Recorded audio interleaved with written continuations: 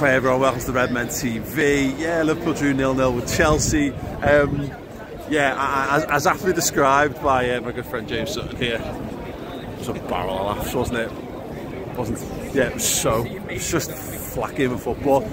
I didn't even have my coat on there. It was fucking lovely and warm. What was? In there, it was lovely. The you had a fucking stroke. You had a stroke. What are you talking about? That's a lot of crap, Liverpool. Oh, yeah, I can join in with that. No, it's fine. Liverpool paid the price for us demanding that we be harder to beat, so they made themselves harder to beat and then found themselves with less guile in front of goal. So really frustrating afternoon for the Reds. Really frustrating. Probably the worst level quality Liverpool-Chelsea game there's been that I can remember in Anfield. But again, I can stand here and I can bemoan a whole host of things. I think, but we watched Wolves and we said, what do we want? I want more of that. I want Liverpool to be compact. I want us to be hard to play through. I want us to be more competitive. I want us to be more combative. I want us to fight more for the ball. And that was this game was born of the performance that we showed against Wolves. That was that. This is how you put the foundations in place. You know, what we've tried all season long is to play scintillating attacking football and basically had our pants pulled down every single time we tried to do it. So we tried to be more resolute, and unfortunately, for the team that lacks Diogo Jota, that lacks Luis Diaz, that didn't have Darwin Núñez for the first 60 odd minutes because obviously he's just coming back from an injury, and you've got Cody Gakpo who's trying to find his way. You've got Harvey Elliott playing on the left for maybe the second or third time. I think that's probably his first start playing from the left of our attack. We didn't have enough cutting edge. You know, we had some decent opportunities. We did. Gakpo has a couple of shots.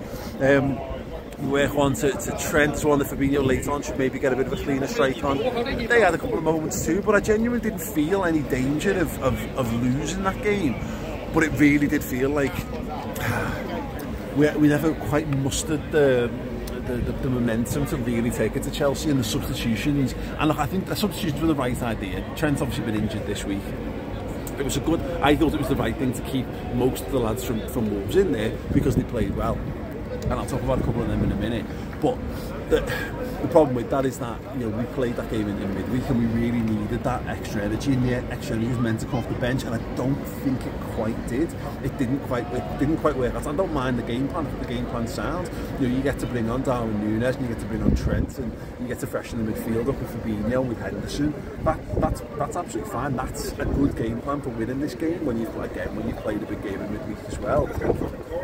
But yeah, it just left us a little bit short of innovation at times, and you needed a moment of magic to break it down. Chelsea's game plan was quite clear as well. They very much wanted to be hard to beat as well. They made themselves similarly compact, similarly dogged, similarly hard to play through.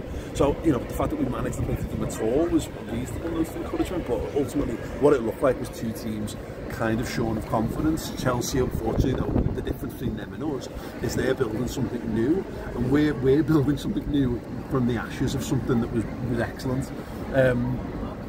With the same coach and the same manager and stuff like that, so it's good. It's a little harder to jumpstart it, and it gave particularly, and yeah, I can point it out in this pre-match press conference, when you've got as many of those top quality players injured, and I know they've got injuries too, but yeah, I don't know. It's a tricky one to take. I thought the positives, limited that they were. I thought, for a team that's lacking Virgil van Dijk, I thought Gomez was excellent. I thought Konate was brilliant as well at centre-half. I thought Milner put in a great shift at right back. I thought Robinson had a decent game, but again, you could tell that he's being limited. I think he's being told to be far more standard left-back-like. He played much more like a left-back. Liverpool normally camp their full-backs very high up the pitch. And we didn't really do that today. But I thought he was solid. I thought he was absolutely fine. I thought Bajcetic is a star. Is a star in the making. And if social media has got one good use, because God knows it's a cesspit normally, if it can give me a all touches video for Bajcetic, please, because I was really impressed with us of him. Thiago tried his best, decent. Naby looked like a lad who doesn't play 2 games a week and was asked to play 2 games a week. And yeah, other than that, it was a real struggle. Not a great game for Gakpo. I felt sorry for Harvey Elliott. He had a tough old time on that left-hand side. He really kind of know what to do. There's times where he just needs to hit the byline, just run, go and stretch them. It's not his natural game. He wants to be the link player. He wants to make things happen with give and goes and what have you. Not enough movements, not enough dynamism from Liverpool to really put on an attacking masterclass. But with the midway point of the season now, it's been it's piss poor. It's piss poor by our own high standards. But Liverpool have got to construct something from here on in.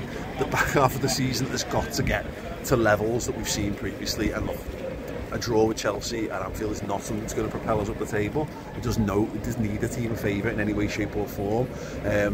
But we've got to get that fear factor back. We've got to let teams know they're going to get kicked and they're not going to have an easy time walking through our team like they have done in the vast majority of the first half of the season. And that's my small note of encouragement from that, is Liverpool were at least more resolute again today. But we need that attacking cutting edge back pretty soon if we're going to mount anything out of this season. Anyway, that's it for me. I cannot feel my fingertips. My God, it's cold. Check out Chloe speaking to James Sutton and Andy Bell on the fan count, and of course the lads back in the toasty warm studio doing the instant match reaction on redmenplus.com. Anyway, up the slightly underwhelming but slightly more combative Reds.